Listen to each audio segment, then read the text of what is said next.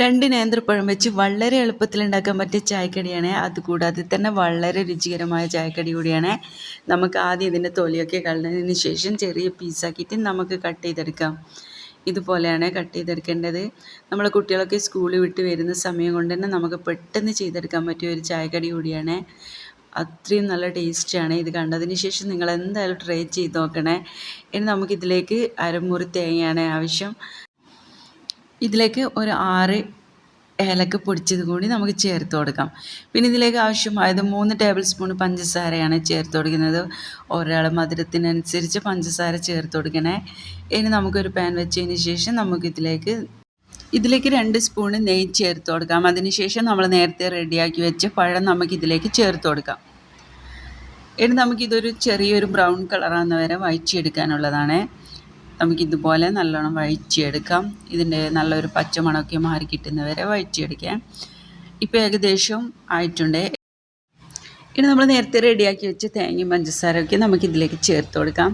ചേർത്തതിന് ശേഷം നമുക്കിതൊന്ന് ചെറുതായിട്ടൊന്ന് വഴറ്റിയെടുക്കണേ. എന്നാലേ നമ്മൾ ഈ തേങ്ങേൻ്റെ ഒരു പച്ചമണമൊക്കെ മാറി കിട്ടുന്നത് വരെ വഴറ്റിയെടുക്കുമ്പോൾ നമുക്ക് ഈ തേങ്ങേൻ്റെ ഒരു നല്ലൊരു മണമൊക്കെ വരും കേട്ടോ. അതുവരെ ഒന്ന് ചെറുതായിട്ടൊന്ന് വഴറ്റിയെടുക്കാം.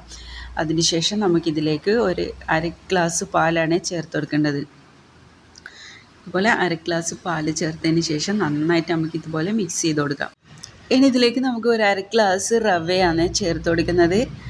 അതിനുശേഷം ഇത് നമുക്കിതുപോലെ കുറേശ്ശെ ഇട്ട് കൊടുത്തിട്ട് ഇതുപോലെയാണ് മിക്സാക്കി എടുക്കേണ്ടത്. എല്ലാം ഒന്നിച്ചായിട്ട് ഇട്ട് കൊടുക്കുമ്പോൾ കട്ട പിടിക്കും. അതുകൊണ്ട് കുറച്ചായിട്ട് നമുക്ക് ഇട്ട് കൊടുത്താൽ മതിയേ. ഞാൻ ഈ വീഡിയോയിൽ കാണുന്നത് പോലെ ഇട്ട് കൊടുത്താൽ മതി. ഇനി ഇത് നന്നായിട്ട് നമുക്ക് ഇതിൻ്റെ പാലൊക്കെ വറ്റി വരുന്നവരെ ഒന്ന് നമുക്കിതുപോലെ ഇളക്കിയെടുക്കാം. ഇതുപോലെയാണ് ഇതിലേക്ക് 2 സ്പൂൺ നെയ്യ് കൂടി നമുക്ക് ചേർത്ത് കൊടുക്കാം. അതിന് ശേഷം ഇതൊക്കെ ഒന്നുകൂടി നമുക്കൊന്ന് നല്ലോണം ഒന്ന് മിക്സാക്കി എടുക്കുക. ഇപ്പം നല്ലോണം ആയി കിട്ടിയിട്ടുണ്ട്. ഇനി നമുക്കിതൊരു പ്ലേറ്റിലേക്ക് മാറ്റാം. പ്ലേറ്റിലേക്ക് മാറ്റിയതിന് ശേഷം ചെറുതായിട്ട് ചൂട് തണുന്നതിന് ശേഷം തന്നെ ബോൾസാക്കി എടുക്കണേ. അധികം ചൂട് തണിയാനൊന്നും ആക്കേണ്ട. ഒരു ലൈറ്റ് ചൂടിൽ തന്നെ ഇത് ബോൾസാക്കി എടുക്കുന്നതാണ് നല്ലത്. എല്ലാം നമുക്കിതുപോലെ ബോൾസാക്കി എടുക്കാം കേട്ടോ. ഇതിൻ്റെ ഒരു പ്രത്യേക ഒരു ടേസ്റ്റാണ്, പറഞ്ഞറിയിക്കാൻ കഴിയില്ല. ഇതിന് നമ്മൾ നെയ്യിൻ്റെ ടേസ്റ്റാണ് കൂടുതൽ അറിയാം. നമ്മുടെ നെയ്യും തരിയും പഴമൊക്കെ ആയിട്ടുള്ള ഒരു വെറൈറ്റി ടേസ്റ്റ് തന്നെയാണ്. അറിയാത്തവരാണെങ്കിൽ എന്തായാലും ഇതുപോലെ ഒന്ന് ട്രൈ ചെയ്ത് നോക്കണേ. ഇനി ഇതിലേക്ക് നിങ്ങൾക്ക് എക്സ്ട്രാ എന്തെങ്കിലും ചേർത്ത് കൊടുക്കണമെന്നുണ്ടെങ്കിൽ അങ്ങനെയും ചേർത്ത് കൊടുക്കാം കേട്ടോ. അണ്ടി മുന്തിരി അങ്ങനെ എന്തെങ്കിലും ചേർത്ത് കൊടുക്കണമെങ്കിൽ അതും ചേർത്ത് കൊടുക്കാം കേട്ടോ. അങ്ങനെ നമ്മുടെ ബോൾസൊക്കെ റെഡി ആയിട്ടുണ്ട്.